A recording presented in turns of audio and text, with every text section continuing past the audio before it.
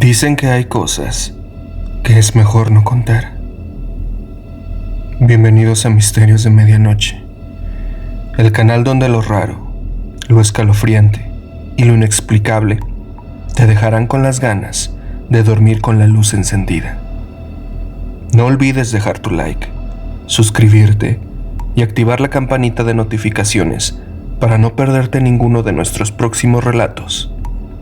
Y recuerda, a veces, lo que parece ficción solo está esperando la noche para volverse real. Apaga la luz, pero no cierres los ojos todavía. Las sombras siempre tienen algo que contar. Crónicas del Camino de Santiago. Hace apenas un mes decidí emprender el Camino de Santiago. No era la primera vez que escuchaba sobre esta ruta sagrada, pero algo en mi interior, una urgencia que no lograba explicar, me empujó a tomar la mochila y los bastones. Mi nombre es Albert, tengo 36 años, y aunque nací y crecí en una familia católica, nunca fui un devoto practicante. El camino para mí no era más que un desafío personal, o eso pensé. Desde el primer día, algo se sintió fuera de lugar. Llegué a Roncesvalles, lleno de entusiasmo, pero una neblina espesa parecía envolver todo el pueblo. No era simplemente el clima. Había algo sofocante en el aire, como si me estuviera advirtiendo que retrocediera. Esa noche, en el albergue, soñé con una mujer vestida de negro, parada en una cruce de caminos. No hablaba, pero sus ojos eran pozos vacíos que parecían absorber la luz. Me desperté sudando, con la sensación de que alguien me estaba observando. A medida que avanzaba, los días se tornaban más extraños.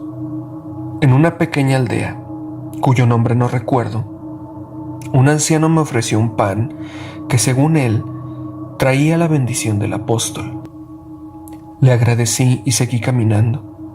Pero cuando mordí el pan, el sabor era amargo, metálico. Al abrirlo, encontré algo dentro, un pequeño crucifijo oxidado. Lo arrojé al suelo y me quedé mirando cómo una bandada de cuerpos aparecía de la nada, graznando furiosamente, como si protegieran ese objeto. La primera vez que escuché los pasos fue cerca de Puente de la Reina. Era ya de noche, y el único sonido era el crujido de mis botas sobre el suelo pedregoso. De pronto, oí lo que parecían ser pasos apresurados detrás de mí. Giré la cabeza, pero no había nadie. Me detuve y los pasos también cesaron. Seguí caminando y los pasos regresaron, más rápidos y más insistentes. Llegué al siguiente albergue completamente agotado. Mi mente estaba luchando por encontrar una explicación racional. Es tu imaginación, Albert, me repetía, pero la sensación de ser seguido no me abandonaba. Esa noche, al apagar las luces de mi litera, escuché un susurro en un idioma que no reconocía. Las palabras eran guturales, pesadas, como si vinieran de un lugar muy antiguo. Nadie más en la habitación parecía notarlo. Fue en Castrojeriz donde vi por primera vez algo.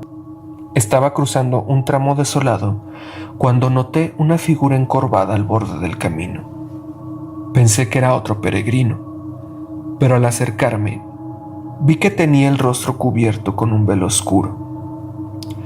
Le ofrecí un saludo, pero no me respondió.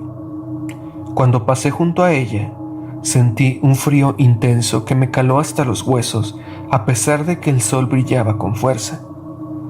Me giré para mirarla de nuevo, pero ya no estaba. Desde ese momento, mi fe, o lo poco que quedaba de ella, comenzó a tambalearse. ¿Era el camino una prueba? ¿Un castigo? Me encontraba rezando por instinto, repitiendo oraciones que ni siquiera recordaba haber aprendido, pero las palabras me sonaban vacías, huecas. Una noche, cerca de León, me quedé dormido bajo un cielo cargado de estrellas. El viento soplaba suavemente y por un momento pensé que al final encontraría algo de paz. Pero me despertó un sonido seco, como ramas quebrándose. Frente a mí, a unos metros, vi una figura alta y delgada, con extremidades demasiado largas para ser humana. No se movía, pero sabía que estaba mirándome. Quise gritar, pero mi voz no respondía. Al día siguiente, le conté lo ocurrido a un grupo de peregrinos, esperando que alguien más hubiera visto algo. Una mujer mayor me miró fijamente y me dijo: «El camino revela lo que llevamos dentro, joven. A veces, lo que vemos no es del mundo, pero eso no significa que no sea real». Esas palabras se quedaron conmigo mientras avanzaba, cada vez más inquieto. Los signos eran cada vez más frecuentes. Una sombra que cruzaba mi camino sin dueño aparente, un cántico lejano que resonaba en iglesias vacías, y una noche en la que mi reflejo en un arroyo sonrió antes de que yo lo hiciera. No sé cuánto más podía soportar. Cada paso que daba me acercaba más a Santiago, pero también me arrastraba a algo que no podía comprender.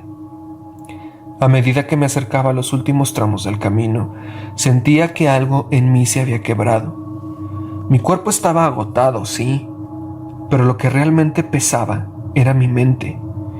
Ya no sabía que era real y que era fruto de mi imaginación. Las noches eran más largas y el frío más intenso, aunque otros peregrinos comentaban lo agradable del clima. Nadie más parecía notar las sombras que se deslizaban por los márgenes del camino, o los ecos de los rezos que parecían surgir de la nada. Llegué a un pequeño pueblo llamado Opedrouso, uno de los últimos puntos antes de Santiago. Había planeado descansar allí y cargar energías para la etapa final, pero algo me obligó a seguir. No era una decisión consciente. Mis piernas simplemente continuaron avanzando, como si algo o alguien tirara de mí. El sendero estaba envuelto en una neblina espesa que parecía silenciarlo todo. Cada paso resonaba con una intensidad inusual, como si el camino estuviera vivo y me estuviera escuchando. De repente, el camino se bifurcó. Sabía que no debería haber cruces en ese tramo, pero allí estaba. Dos senderos que se extendían en direcciones opuestas. No había señales ni marcas amarillas que indicaran cuál tomar.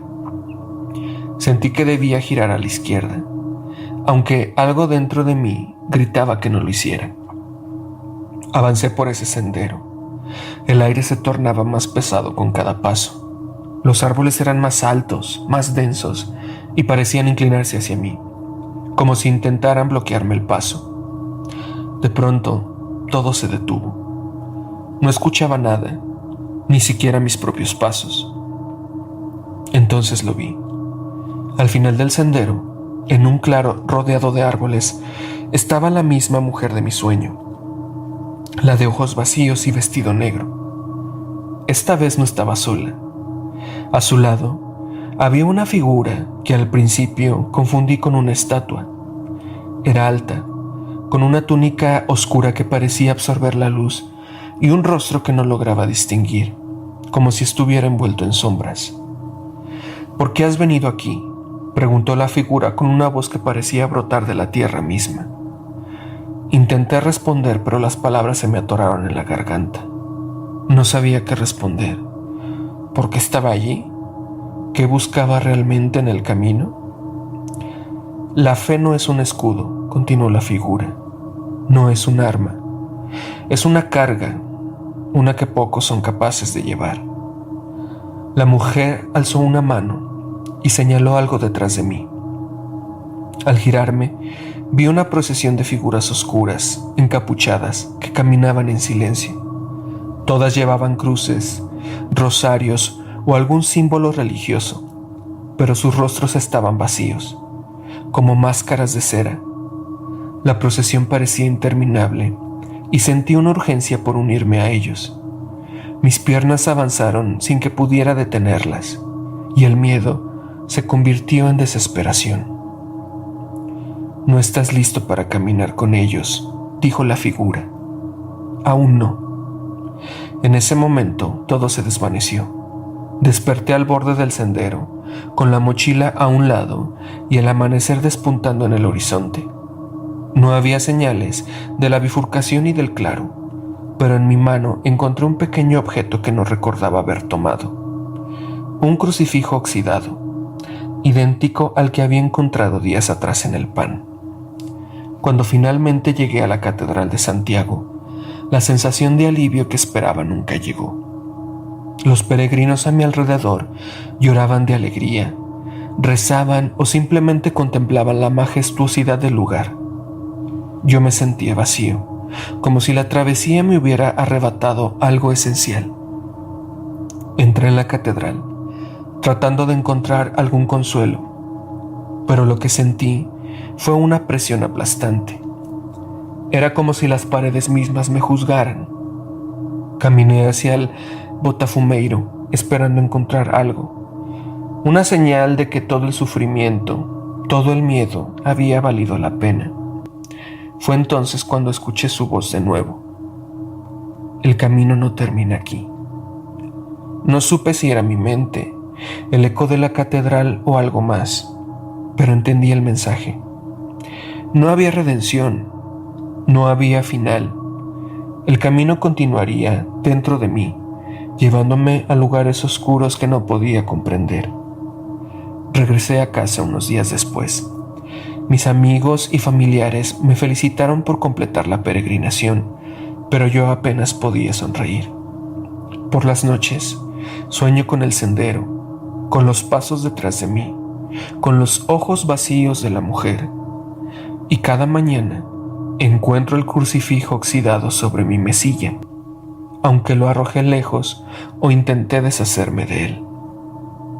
No sé si volveré a caminar el camino de Santiago.